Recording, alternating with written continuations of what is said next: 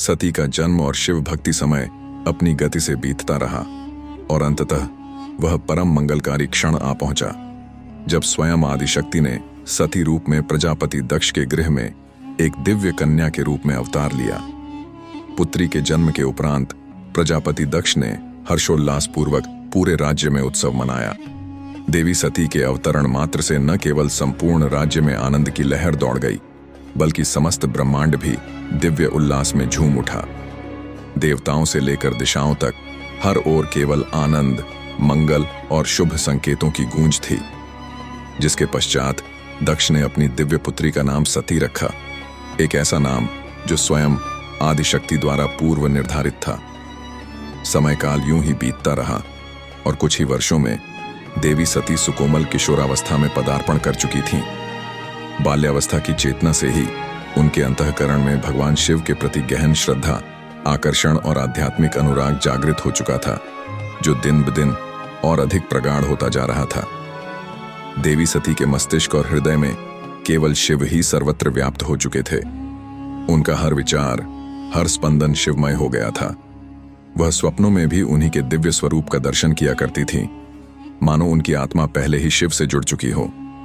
सती की भक्ति ऐसी अनुपम थी कि ब्रह्मा, विष्णु, देवयाओं और अन्य देवगण भी उनके पूजन के दर्शन हेतु साक्षात उपस्थित होते।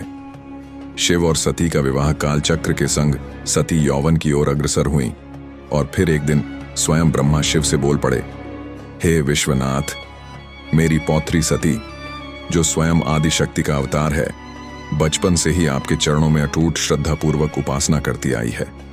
आज उसने नंदा व्रत का अनुष्ठान भी संपन्न किया है। अब समय आ गया है जब आप उसे अपनी अर्धांगिनी रूप में स्वीकार करें, ताकि सृष्टि का संतुलन स्थिर हो सके। ब्रह्मदेव के आग्रह पर भगवान शिव ने ध्यानपूर्वक देवी सती को स्वीकार करने का संकेत भेजा। यह दिव्य संकेत पाते ही देवी सती की प्रसन्नता का ठिकाना न रहा, जिसके पश्चात ब्रह्मदेव ने प्रजापति दक्ष को यह शुभ समाचार दिया कि भगवान शिव ने देवी सती के विवाह हेतु अपनी स्वीकृति प्रदान कर दी है। यह सुनते ही दक्ष के हर्ष का ठिकाना न रहा। उनका हृदय गर्व और आनंद से भर उठा और वे तुरंत ही भव्य विवाह की तैयारियों में तन, मन, धन से जुट गए। प्रजापति दक्ष की ओर से समस्त सृष्टि के देवी देवताओं को शिव और सती के पवित्र विवाह का आमंत्रण भेजा जाने लगा। संपूर्ण ब्रह्मांड की दृष्टि उसी ओर टिक गई जहां सृजन और संहार के प्रतीक आदिशक्ति स्वरूपा सती और महादेव शिव एक पवित्र बंधन में बंधने जा रहे थे। फिर देखते ही देखते वह अति शुभ क्षण आ ही गया जब देवी सती एवं विश्व के नाथ शिव का अति शुभ विवाह होना था। चैत्र त्रयोदशी की पुण्यतिथि पर जब फाल्गुनी नक्षत्र उदित था, भगवान शिव नंदी पर सवार होकर अपने सहस्त्रों शिव गणों और देवताओं के साथ दक्ष के द्वार पर पधारे। उनका तेज, उनकी दिव्यता से दिशाएं आलोकित हो उठीं। प्रजापति दक्ष ने पूर्ण विधि विधान से अत्यंत श्रद्धा और भव्यता के साथ भगवान शिव सहित समस्त देवी देवताओं और गणों का स्वागत किया। इस अति शुभ विवाह में ब्रह्मा के साथ देवी सरस्वती, श्री विष्णु के साथ देवी लक्ष्मी, इंद्र आदि देवी देवता एवं सभी तेजस्वी मुनिजन भी पधारे थे। और फिर वह दिव्य क्षण आया जब शिव और सती ने अग्नि को साक्षी मानकर 7 पवित्र फेरे पूर्ण किए। समस्त सृष्टि के साक्ष्य में यह अद्भुत, अलौकिक और शुभ विवाह संपन्न हुआ।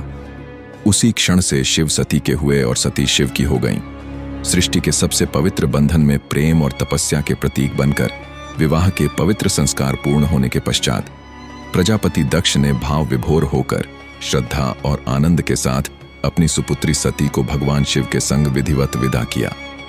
एक पिता द्वारा परम शक्ति को महाशक्ति के चरणों में सौंपने का वह अनुपम क्षण स्वयं काल भी जिसका साक्षी बना। कैलाश पर उत्सव और सृष्टि का संतुलन विधिपूर्वक विवाह संपन्न होने के पश्चात शिव और सती समस्त देवी देवताओं, शिवगणों एवं मुनिजनों के संग कैलाश पधारे। वहां चारों ओर मंगल निनाद, नृत्य और गान की गूंज उठी। आनंद का ऐसा अलौकिक उत्सव मना कि स्वयं कैलाश झूम उठा और साथ ही संपूर्ण ब्रह्मांड भी उस दिव्य क्षण में भाव विभोर होकर थिरक उठा।